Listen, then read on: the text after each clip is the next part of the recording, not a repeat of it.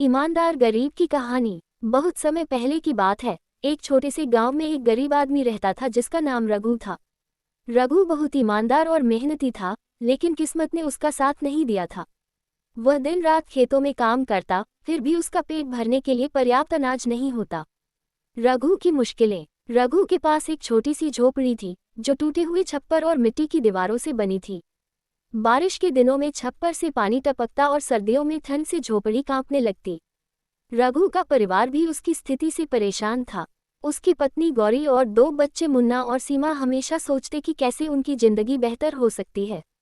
गौरी ने एक दिन कहा, रघु, क्यों न तुम गांव के साहूकार से मदद मांग लो, शायद वह कुछ उधार दे दे। रघु ने उत्तर दिया, गौरी, मैं किसी के सामने हाथ फैलाना नहीं चाहता। अपनी मेहनत से ही अपनी स्थिति सुधारूंगा। ईमानदारी का परिचय। रघु के पास एक पुराना बैल था, जो उसकी खेती में मदद करता था। एक दिन जब वह खेत से लौट रहा था, तो उसे रास्ते में एक चमचमाती थैली मिली।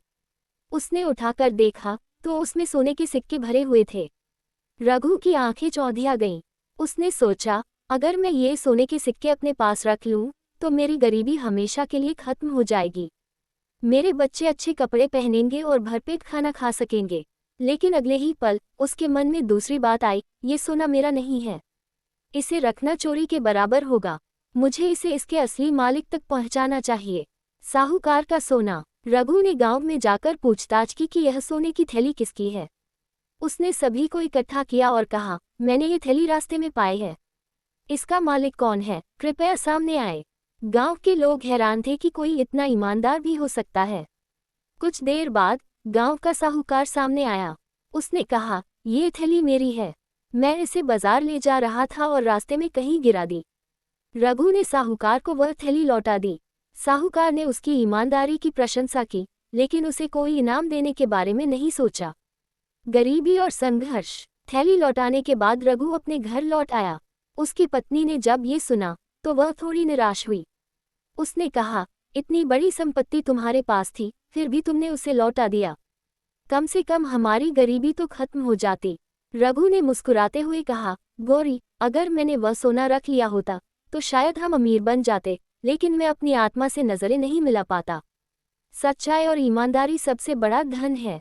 चमत्कार। कुछ दिन बीते। एक सुबह रघु जब खेत जोतने जा रहा था, तो साहूकार ने उसे अपने घर बुलाया। साहूकार ने कहा, रघु, मैं तुम्हारी ईमानदारी से बहुत प्रभावित हुआ हूँ। तुमने जो किया, वैसा आजकल कोई नहीं करता। इसलिए मैं तुम्हें अपनी कुछ जमीन देना चाहता हूँ। उस पर खेती करो और अपनी स्थिति सुधारो। रघु ये सुनकर हैरान रह गया। उसने कहा, साहूकार जी, मैं आपकी जमीन नहीं ले सकता। यह आपकी मेहनत की कमाई है। साहूकार ने जवाब दिया, यह मेरी खुशी है, और ये तुम्हारे जैसे ईमानदार इंसान के लिए मेरा कर्ज है। नई शुरुआत। साहूकार से मिली जमीन पर रघु ने मेहनत करना शुरू कर दिया। उसकी फसलें अब अच्छी होने लगीं। उसने अपनी ईमानदारी और मेहनत से धीरे धीरे अपनी गरीबी को दूर कर लिया। अब उसका परिवार खुश था और गांव के लोग उसकी ईमानदारी की मिसाल देते थे। सीख। इस कहानी से हमें ये सीख मिलती है कि कठिनाइयों के बावजूद ईमानदारी और सच्चाई का दामन कभी नहीं छोड़ना चाहिए। धन दौलत से ज़्यादा कीमती हमारे गुण और हमारे कर्म होते हैं। सच्चे इंसान को ईश्वर भी उसकी मेहनत का फल जरूर देता है।